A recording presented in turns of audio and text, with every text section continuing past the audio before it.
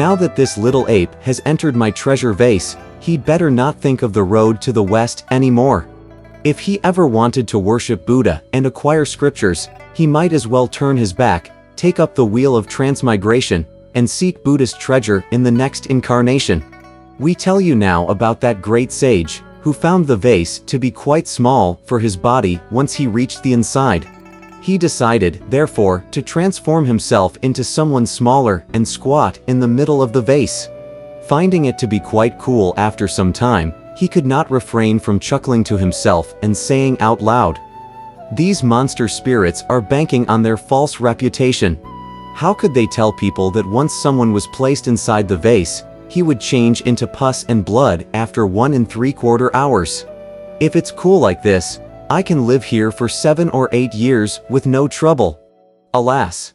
The great sage, you see, had no idea of how that treasure worked. If someone who had been placed within it remained silent for a whole year, then it would remain cool for all that time.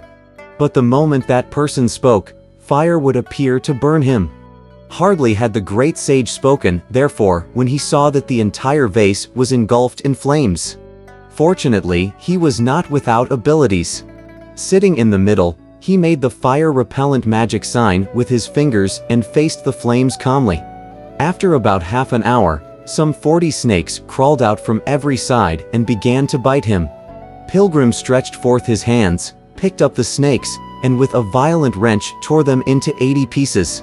In a little while, however, 3 fire dragons emerged and had him encircled top and bottom. As the situation was fast becoming unbearable, Pilgrim was rather flustered, saying to himself, "I can take care of other things, but these fire dragons are hard to deal with. If I don't get out of here, the fire and the heat may overwhelm me after a while. What then? I think I'd better push my way out by making my body bigger." Dear great sage. Making the magic sign with his fingers and reciting a spell, he cried, "Grow." At once his body reached the height of over 100 feet, but the vase also grew in size with him. Reversing his magic, he reduced the size of his body, but the vase, too, grew smaller with him. Greatly alarmed, Pilgrim said, "Hard, hard, hard. How could it grow big or small with me like that? What shall I do?" He had hardly finished speaking when he felt some pain on his shanks. Rubbing them hurriedly with his hand, he found his shanks were turning flaccid because of the fire. More and more anxious, he thought to himself, "What's to become of me? Even my shanks are weakened by the fire. I'll be reduced to a cripple." He was hardly able to hold back his tears. Thus it was that he thought of Tripitaka, having met demons and woes. He missed the sage monk, when beset by fatal ordeals. "Oh Master," he cried, "since that year when I embraced the truth because of the Bodhisattva Guanying's persuasion and was delivered from my heaven-sent calamity, I suffered with you the trek through various mountains and subdued many fiends, including the bringing to submission of 8 rules and Sha monk. All my labor, all my bitter toil were done with the hope that we would reach the West together and attain the right fruit. Little did I realize that I would meet such vicious demons today. Having been thrown in here by my mistake, Old Monkey will lose his life, and you will be stranded halfway up the mountain, unable to proceed. Could it be that my past misdeeds were what brought on my present ordeal?" As he grieved like that, he suddenly thought to himself, "On the Serpent Coil Mountain that year, the Bodhisattva gave me as a gift 3 life-saving hairs. I wonder if I still have them. Let me search for them." He touched his whole body with his hands and found 3 hairs on the back of his neck to be especially stiff. Delighted, he said to himself, "All my hairs are quite soft, and only these 3 happen to be stiff. They must be my lifesavers."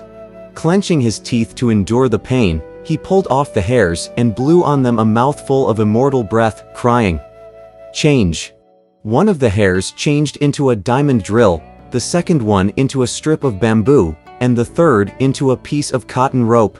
Bending the strip into the shape of a bow, he tied the rope to both ends and used it to guide the drill to drill away at the bottom of the vase. After a while, light filtered in through a small hole. "Lucky. Lucky," he said, highly pleased. "I can get out now." As he was about to use transformation to escape, the vase suddenly turned cool once more. Why, you ask? Once he drilled through the vase's bottom, you see, the two forces of yin and yang leaked out. Dear great sage. He retrieved his hairs and, shrinking the size of his body, changed into a mole cricket, so delicate that it was no thicker than a strand of whisker and no longer than a piece of eyebrow hair. He crawled out of the hole, but instead of leaving, he flew directly up to the old demon's head and alighted on it. The old demon was drinking merrily when all of a sudden, he put down his cup and said, "Third younger brother, has Pilgrim sun melted? It's about time, isn't it?" said the third demon, smiling. The old demon gave the order for the vase to be brought up to the table, and those 36 little fiends immediately went to haul it. When they discovered, however, that the vase had become very light, the terrified fiends cried, "Great kings, the vase has turned light." "Nonsense!" snapped the old demon. "Our treasure is the perfect product of the double forces of yin and yang. How could it have turned light?" One of the more courageous little fiends picked up the vase all by himself and brought it near the table, saying, "See for yourself whether it's lighter or not." Removing the stopper, the old demon peered inside and, when he saw a speck of light coming from the bottom, he burst out. "The vase is empty!" Unable to contain himself, the great sage shouted on his head. "My dear child! I'm gone! He's gone! He's gone!" cried the other fiends. "Close the doors! Close the doors!"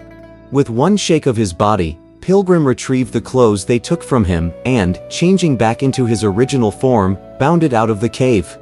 "Monster spirits, don't you dare be unruly!" he shouted back at them as he left. "The vase has been punctured, and it can't be used on humans anymore. It's only good for a night pot." Merrily and noisily, he trod the clouds and went back to the place where he left the Tang monk. The elder at the time was just saying a prayer toward the sky, using pinches of dirt as incense. Pilgrim stopped his cloud to hear what he was saying. With his hands folded before his chest, the elder bowed to the sky and said, "I pray to all immortals of cloud and mist, all devas and gods of darkness and light. May they my good pupil, Pilgrim, assist, and grant him vast and boundless magic might." When the great sage heard such words, he was moved to even greater diligence. Causing the cloudy luminosity to subside, he drew near and said, "Master, I've returned." The elder took him by the hand and said, "Wukong, you've worked very hard. When you didn't come back after having gone deep into the mountain, I was very worried. Tell me truly, what sort of good or evil may we expect in this mountain?" With a smile, Pilgrim replied, "My trip was a successful one this time only because the creatures of the land in the east are blessed with goodly affinity. And secondly, because the merit and virtue of my master are boundless and limitless. And thirdly, because your disciple has some magic powers." Whereupon he gave a thorough account of how he disguised himself as the little wind cutter, how he was trapped inside the vase, and how he escaped. "Now that I can behold the countenance of my master once more," he said, "I feel like I have gone through another incarnation." Thanking him profusely, the elder asked, "You didn't fight with the monster spirits this time?" "No, I didn't," replied Pilgrim. "You can't therefore escort me across the mountain, can you?" asked the elder. As he had always been a person who loved to win, Pilgrim began to shout, "What do you mean that I can't escort you across this mountain? You haven't quite proven that you can prevail against them," said the elder. "Everything seems so muddled at the moment. How could I dare proceed?" "Master," replied Pilgrim with a laugh, "you are not very perceptive. As the proverb says, a little yarn is no thread. A single hand cannot clap. There are 3 old demons, thousands and thousands of little fiends, and only one old monkey. How could I possibly fight with them? The few cannot withstand the many," replied the elder. "I quite understand that you can't cope with them all by yourself. But 8 Rules and Sha Monk both have abilities. I'll tell them to go with you, so that your united efforts will sweep clean the mountain path and escort me through it." "What you say is quite right," said Pilgrim, turning somewhat pensive. "Sha Monk, however, should stay here to guard you. Let 8 Rules go with me." Terribly alarmed, our idiot said, "Elder brother, you're the one who is imperceptive.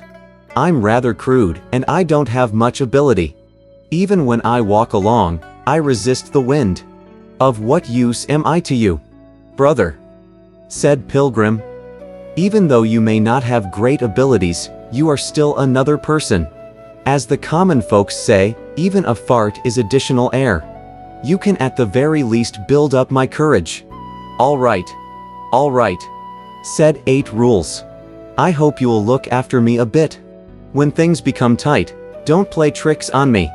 Do be careful, 8 Rules," said the elder. "Sha Monk and I will remain here." Arousing his spirit, our idiot mounted a gust of violent wind with Pilgrim and rode on the fog and the cloud to go up the tall mountain. When they arrived before the door of the cave, they found the door tightly shut and no one in sight.